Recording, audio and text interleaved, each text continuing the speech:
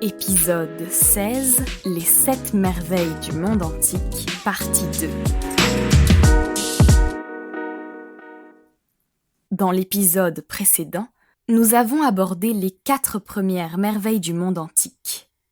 Aujourd'hui, explorons ensemble les 3 suivantes. Le mausolée d'Halicarnasse, en Turquie, a une histoire qui remonte au IVe siècle avant Jésus-Christ. Il s'agissait d'un tombeau majestueux d'une hauteur estimée à près de 45 mètres, construit en l'honneur du roi perse Mosol. Il était richement décoré avec des sculptures, des frises et des reliefs dépeignant des scènes mythologiques et des personnages célèbres. Le sépulcre tomba en ruine pour des raisons encore floues à partir du XIIe siècle et a donné naissance au terme mausolée, qui désigne un monument funéraire somptueux et très imposant. Avant-dernier de la liste, le colosse de Rhodes, une gigantesque statue qui représentait le dieu grec du soleil, Hélios, aurait été érigé, comme son nom l'indique, sur l'île de Rhodes, en Grèce, au IIIe siècle avant Jésus-Christ. Cette effigie titanesque était faite de bronze et, selon certains écrits, dépassait les 30 mètres de haut. Malheureusement, elle se serait effondrée suite à un tremblement de terre à peine un siècle plus tard.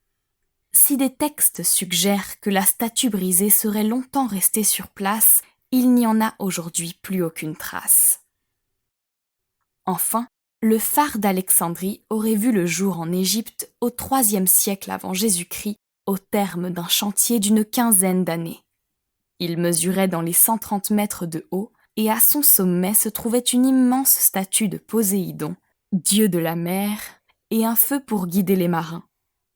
Ce feu était si intense qu'à la nuit tombée on pouvait le prendre pour une étoile dans le ciel, et en journée, la fumée qui en émanait le rendait visible à l'horizon. Le bois était une ressource rare en Égypte, et bon nombre de spécialistes pensent que ce feu était entretenu avec de l'huile ou du papyrus. Bien qu'endommagé à plusieurs reprises par des séismes et des invasions au fil de l'histoire, l'édifice aurait subsisté jusqu'au XIVe siècle avant d'être entièrement détruit. Tout comme le mausolée d'Halicarnasse, il a la particularité d'être à la base d'un mot que nous utilisons tous. Il était en effet situé sur la pointe de l'île de Pharos, et depuis, le mot phare a été adopté pour désigner toutes sortes de structures similaires.